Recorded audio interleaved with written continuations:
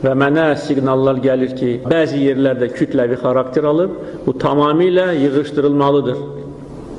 Ona görə bugün mən göstəriş verirəm bütün aidiyyatı qurumlara və eyni zamanda sahibkarlara mənə məlumat versinlər, qorxmasınlar, siqnal versinlər, məktub yazsınlar, e-maila yazsınlar. Əgər belə hallar varsa, dərhal o xoşa gəlməz işlərlə məşğul olan öz cəzasını alacaq. Sahibkarlıq hesabına ölkəmiz inkişaf edəcək. Gəlginən ki, kimsə burada varlanmaq üçün gəlsin, sahibkarı boğsun, ki, sahibkar qıfıl bağlasın, qapısına çıxıb geçsin, dözülməz haldır. Yəni, bunu edən dövlətə xəyanət edir. Bunu edən sadəcə olaraq pul qazanmır, dövlətə xəyanət edir. Mən bunu belə qəbul edirəm və hamı bunu bilsin və nəticə çıxartsın.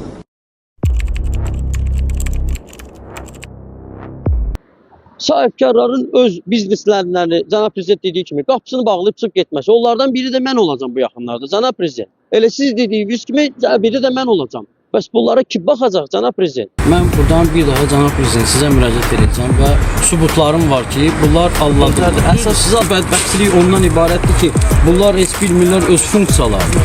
Bunlar bu günləri heç buradakı işçilər bilmirlər nə ilə məşğuldurlar. Niyə görə məşğuldurlar? Əsas gömrüyün funksiyası, Şahin mən bütün gün çıxışlarımızda Elmir Ramazanov da çıxışında deyirlər ki, biz 6 milyard belə yıxdıq, 5 milyard belə yıxdıq, 7 milyard belə yıxdıq.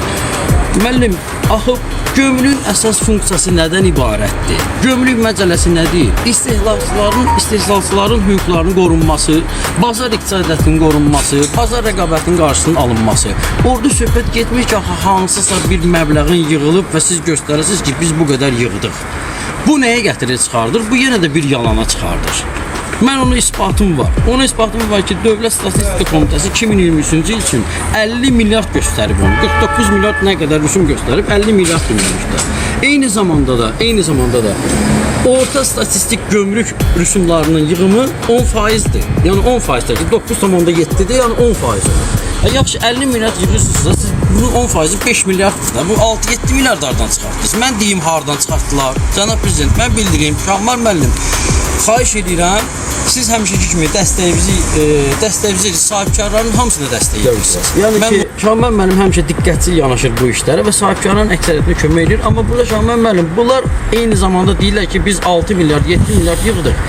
Statistika göstərir ki, sən 6 milyard yığa bilməzsən, sən 5 milyard yığılmışsan. Amma sən deyirsən ki, mən 7 milyard yığmışam, Elmir Ramazanov. O nəyin hesabındadır? Sahibkarlara o yerdə qalan 2 milyard varı 7 milyarda satdırırlar. O, bu təzyiq formalarından yığılan puldur. Yəni ki, artıq qiymətin artırılması və bəyannamənin şişirdilməsi. Bu da nəyə gətirir çıxardır? 2 milyard ortada fiquru yükselir. Həmin 2 milyarddır ki, Azərbaycandan çıxır çölə. Bəs onda значит belə çıxır ki, Cənab Prezidentin apardığı iqtisadi siyasətdə birinci zərbə vuran sizsiniz burada. Yaxşı statistika 50 milyard göstərir, sən nətər bunu 7 milyard göstərirsən? Значит burada ziddiyyət yaranır. Значит burada kimsə kimisə aldadır və göstərir ki, bunlar deyirlər ki, biz pul yığdıq. Qardaş, sənin funksiyan pul yığmaq deyil, axı sənin funksiyan burada sahibkarı sıxmaq deyil. Eyni zamanda da həmin o 2 milyardın şişməsi nəticəsində başa düşdüyü büdcə verirlər. Anladıq, başa düşdük, amma bu vergi yığımlardadır. Burada əsas nədir ki, aksiz vergisidir, yol vergisidir, sonra ƏDV də 18%. Da bunu vergi həll edir də sən nəyə lazımsan burada?